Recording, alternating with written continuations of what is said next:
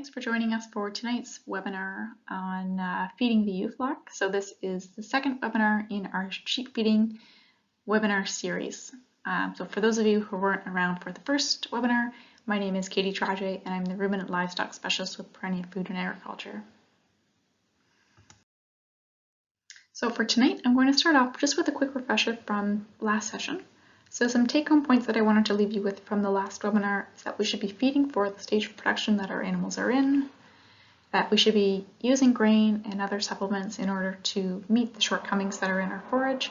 So the better quality forage that we're feeding and the better suited that forage is for the stage of production that our animals are in, then the less that we're going to have to buy in. And we should be using body condition scores for decision making when we're making choices about how we're going to feed our animals. So the body condition of your ewes, it is going to affect them whether or not you're paying attention to it.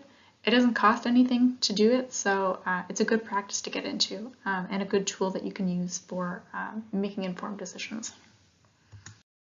So to review what body condition scoring is, so it is a system that measures the amount of fat cover on a sheep's frame on a scale of 1 to 5, with 5 being an obese sheep and 1 being an emaciated sheep, and then 3 would be an average condition sheep, and half scores are commonly used.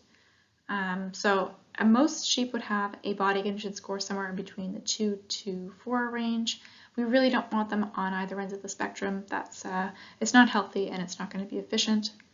And then depending on where a ewe is in her production cycle, her body condition, it's going to change in reflection to that. And then the 3 times that we really want to be paying attention to what her body condition score is just before breeding, in late gestation, and then again at weaning. So there's practical implications of how body condition is going to have a direct impact on different measures of productivity. So some of these are going to be things like lamb birth weights, the mothering ability, lamb survival rates, colostrum production, so this is both the quality and quantity, lamb growth rates, which is going to be affected by the amount of milk that she's able to produce, ewe death rates, ewe weaning weights, and then rebreeding rates. So now I'm going to move into different stages of production and how different systems affect the timing of those. So this chart here just goes through a ewe's nutritional requirements as she moves through her stages of production. So along the bottom here, I've got the different stages of production, and then up the side here, I've got the very scientific measurements of nutritional demands of low, medium, and high. So starting with breeding, you can see that she's got a low to medium nutritional requirements, which dips down when she's in her early pregnancy. Not a very high demand here, but it does increase as she moves through her pregnancy. It peaks in early lactation, and then it slowly dips off as those lambs grow. And then once they're weaned, then her nutritional requirements are very low in her maintenance period. So the timing for the different stages of production is going to depend a lot on the type of system that we're running. So in an annual lambing system, the ewes are going to be lambing once a year. So roughly her year is going to look something like breeding for 34 days. So this is 2 of her ovulation cycles at 17 days each. She's going to spend 145 days pregnant, although no one is going to tell her this. She's going to be lactating for 90 days, and then for the rest of that year, she's going to be in her maintenance period where she's doing nothing, but she's really recuperating. So in a system like this, where she's only lambing once a year, pasture use really should be maximized. So it's always going to be cheaper for livestock to harvest their own feed. So in a system like this, where she's got a large chunk of the year where she's in her maintenance period and her nutritional requirements are not very high, then it's a good idea to use pasture so that we're able to keep those costs down and remain a more profitable operation. So in an accelerated system, so there's a couple of different ways that these are done, but the main point is that the ewes are expected to lamb more than once a year. So the timing is a little bit tighter here. So a timeline for her production cycle would be something like 21 days breeding, so this is less than 2 breeding cycles. She's still pregnant for 145 days. She's lactating only for 60 days. And then 17 days is when she's in her maintenance period, not doing anything. but this is some serious rest and relaxation and getting ready to be bred again. What accelerated lambing is not is leaving the ram in 24/7, 365 days a year. You can't manage this, and what I mean by this is that although you're going to have lambs throughout the year most likely, it's going to be impossible to feed your ewes for the stage of production that they're in. So you might have one ewe who's open, and then her neighbor is going to be in late pregnancy, and they've got very different nutritional requirements. And if you're feeding them the same way, then you're not feeding either of them optimally, and so it's going to be a very inefficient way, and it's really not ideal for either of you. So I will never recommend that anyone does this.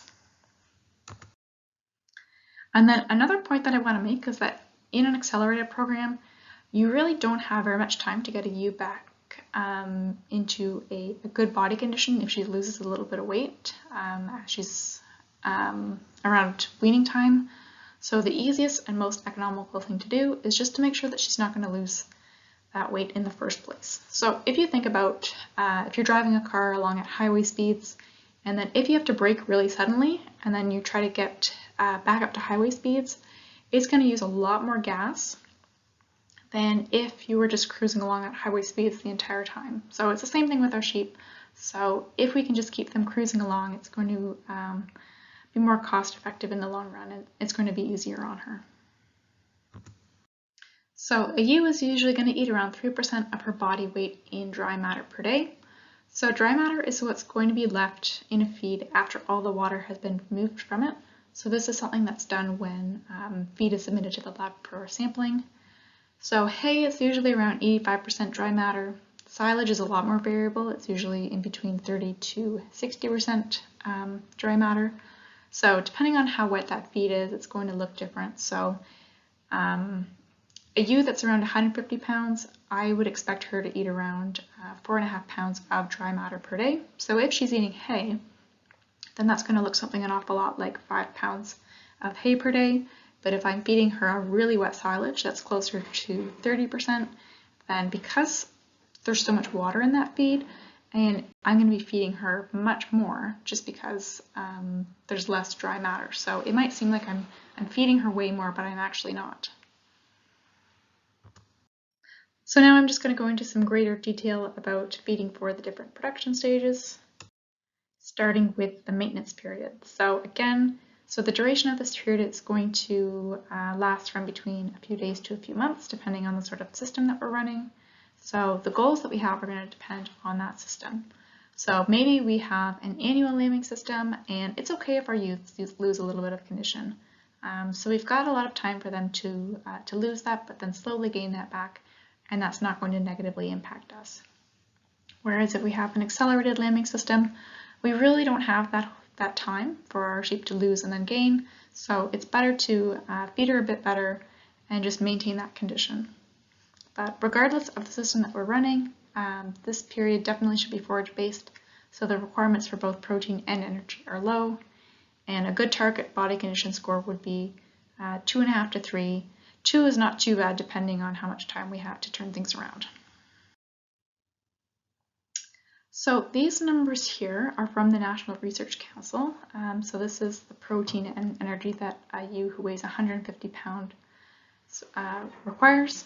So the National Research Council, so this is a group that reviews the latest peer-reviewed literature every couple of years and comes up with recommendations. So this it's done for several different livestock and companion animal species, and it's really the authoritative voice in North America for feeding standards. So I just want to provide some typical analysis here just to compare, so you've got some context of what this means. So something like Timothy hay, I might expect it to have 60% energy and 8.8% crude protein. So if I was feeding this to a ewe in her maintenance period, I would be meeting her energy, so TDN, so that's total digestible nutrients, so that's basically the energy fraction, but I would be slightly lower in protein. And then a grass hay, a pretty typical analysis might look something like 58% energy and 10.7% protein. So that grass hay, it would exceed her requirements in her maintenance period. So both of these would be more or less appropriate. Especially I would need to supplement with minerals and salt, as always. But forage, it's highly variable, so unless you actually do the testing, I wouldn't actually know if my forage is meeting her requirements. And then moving into flushing. So what flushing is, it's offering a rising plane of nutrition immediately prior to and during breeding. So depending on the condition of my ewes, this might look like 2 weeks before and then 2 weeks after breeding, but if she needs a little bit more weight, I might start a little bit sooner. So the purpose of flushing is to increase the rate of ovulation, which would therefore improve our lambing rate. So it's not always beneficial, but it often can be. So if I've got a group of older ewes or thin ewes or less prolific breeds, they've got a greater flushing response than if I was breeding ewe lambs, for example. So it can make sense, but you don't want to be feeding that extra grain if you don't have to be. So it just, it depends on the group that you're feeding. So from the NRC, for that same 150-pound ewe in her flushing period, she requires just over 9% protein, and her energy requirement goes up to just under 60%. So a pretty rough rule of thumb when you're coming up with flushing rations, you might want to consider feeding 15% of that total ration as grain and 85% of that ration as forage. This is just a really rough guide. So if our sheep is eating 4.5 pounds of dry matter per day, then 15% of this would mean just over 2/3 of a pound per day of grain might be appropriate as a supplement for flushing, or more if we're feeding a bit lower quality hay. So the target body condition score for flushing would be to bring a score of 2 to 2.5 up to 3 or 3.5. So once she's been bred, don't cut off that flushing ration too soon. I like to extend it at least 2 weeks after breeding, so that you don't negatively impact the embryo implantation if you cut it off too soon. But once that has passed, then there's really very little difference in nutritional demands between early gestation and maintenance diet. So just because she's pregnant doesn't mean that all of a sudden we have to start feeding her a bit heavier. So we're going to end up wasting money and create problems down the road if we're overfeeding her. So for this period, definitely again needs to be forage based. We don't really need to provide very much grain, if any. So the timothy or the grass-based hay that I talked about in the earlier slides, so this would be sufficient to keep providing in her early gestation period. So then moving into late gestation, so this is the last 6 weeks of pregnancy. So this is the period when 70% of that lamb growth happens. At the same time, those mammary glands are developing and that ewe is getting ready to produce lots of milk. So all of a sudden we've gone from a period that's relatively low requirements to something that's quite a bit higher. While this is all happening, those lambs are growing, they're taking up room in her body cavity, and they're pressing on that rumen, so that rumen can't fully expand, so she physically can't eat as much. So one major problem that we can run into is that if she's not physically able to eat as much feed, she's not able to get enough energy and nutrition into her, is pregnancy toxemia. But then on the other hand, we don't want to be feeding her lots and lots of grain in this period. Overfed ewes can mean huge lambs, which can cause problems at lambing. So one way to get around the problem of her not being able to physically eat as much is by offering drier feeds. So if we go ahead and we sample our forages and we sort based on what they're most appropriate for, so something that's good quality but it's also dry, this is the time to feed it. So if you've got something that's really good quality but it's really wet, and you've got something that's pretty good quality but it's a lot drier, then that dry feed is much more appropriate to feed here because she's going to have a hard time eating that wetter feed. And then when it comes to body condition scoring, aim for her to have a score of 3 to 4 at the time of lambing. So I know these are not particularly useful as they are, but just so you can see how the energy and the protein increases as she moves through her gestation period. So, so these are some figures for a lamb who's expecting singles compared to a ewe who's expecting twins. So the energy goes up by quite a lot. Oh, that should say protein down at the bottom there. Protein also increases, but not at the same rate that energy does. So then moving into the early lactation phase. So this is the largest nutritional demands in her entire cycle. So this is a time to save your best quality feeds for maybe not your dry feeds, but certainly if you've got something that's really good quality and it's really wet, so this is the time to feed that. It's not unusual that extra grain is going to be required as well, depending on how good that forage quality is. And then vitamins and minerals. It's always really important to make sure that these are balanced, but it's of particular importance during this period. And the same goes for lots of clean water. It's really important in this stage. She's producing lots of milk, and water is really important for that. And then ewes that are nursing multiple lambs, this is going to be even more true. So ewes are going to respond to multiple lambs by producing more milk. So this means a higher plane of nutrition and more water. So that milk production is going to peak 2 to 3 weeks after lambing. And then after 8 to 10 weeks, it starts to decline. So then during the early lactation period, so ewes, both nursing singles and twins, have an energy requirement of 65%. Ewes who are nursing twins, they do have a higher protein requirement of 15%. So just some context of a forage that is also 15%. Alfalfa cubes are pretty standard across the board, 15% protein. So that, I hope, just gives you a little bit of context of what that actually looks like. And then another quick note that I want to make here. So if we're thinking about a ewe who's in her maintenance period, she only needs 10% protein. And then that increase up to 15% protein during her early lactation. So this doesn't mean that she needs 5% more protein. And this is something that I struggle with percentages. They confuse me sometimes. But she actually needs 150% more protein compared to her maintenance period. So even though it doesn't look like it's a significant increase, it really is. And then late lactation, so this is around 6 to 8 weeks after lambing when she's considered to be in her late lactation period. So it is still a demanding production phase as she's producing milk, but as those lambs start to eat solid feed, then they're being less reliant and they're getting ready for weaning.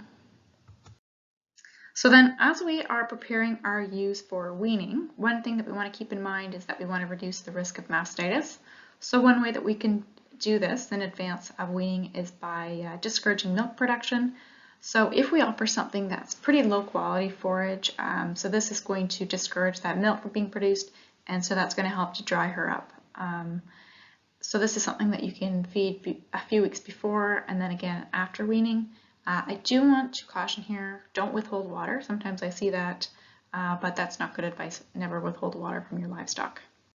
So the next couple of slides were put together a couple of years ago by my manager, Jonathan Wart. So he was comparing different quality of hay and then the amounts fed throughout different stages of production, and then what barley and soybean meal would need to be fed in order to supplement the different qualities of hay. And then he looked at the cost of doing this. So during the early gestation, so we've got 3 different options here. We've got a good quality second cut hay. So this is over 17% crude protein, and it's almost 70% energy. Then we've got a medium quality hay, around 11% protein and 58% energy. And then a low quality hay that's 8.6% protein and 56% energy. So he's looking at the amount of forage that we're going to have to feed, and then if we've got to supplement that with barley in order to get the energy levels up. So you can see for the good quality hay, we don't need to feed any barley, but we have to start feeding a little bit to supplement the medium and low quality hay, and then neither option requires soybean meal at this point. So then you can see the total costs to feed 100 ewes for 110 days. And then same thing, but for late gestation, we've got our good, medium, and low quality hay, and then the amount that we need to feed, and then if we need to feed any barley to supplement. So for late gestation, we're going to have to bump up the barley for both the medium and the low quality diets, and then we're going to have to start feeding a bit of soybean meal to supplement the protein for the low quality hay. And then again, you can see that it's still cheaper to feed that good quality hay than it is to supplement the medium and the low quality hay. So this is those same 100 ewes, but for 30 days. And then moving into early lactation, so the peak of her nutritional demands. So we can increase the amount of this good quality forage that we're feeding to meet those needs for with that good forage. And then we have to start feeding a bit of barley. For the medium quality hay, still feeding barley and some soybean meal, and then that low quality hay still needs supplementing with even more barley and more soybean meal. And it still ends up, because we don't have to supplement that barley and soybean meal, it's quite a bit cheaper to feed that good quality hay than the other ones. And I'm starting to sound like a broken record here. And then this table here just sort of summarizes everything together, looking at the early, late, and early lactation periods, and then the total wintering cost for that good quality hay, or trying to make some of the medium quality or low quality work. So you can see that it's a couple $1,000s cheaper to just buy a good quality hay from the start and feed that out rather than try to make something lower quality work. So that's what I've got for tonight. So the next session is coming up on March 23rd. So that's going to be looking at lamb nutrition from the newborn stage to finishing. And then the last session is going to be on April 13th. So this is going to be a bit more in depth, looking at ration balancing. So I'll show you some different ways to make sure that you're supplying a diet for different life stages that's going to meet their nutritional demands. So I'm going to look at using Pearson's square method. So this is calculations by hand. Or if you're interested in looking at sheep bites, which is a computer software that I use to balance rations. Does anyone have any questions? And if anyone has any specific ration questions, that's my email there. Those are hard to do on the spot without knowing what your forage quality is like. Thank you.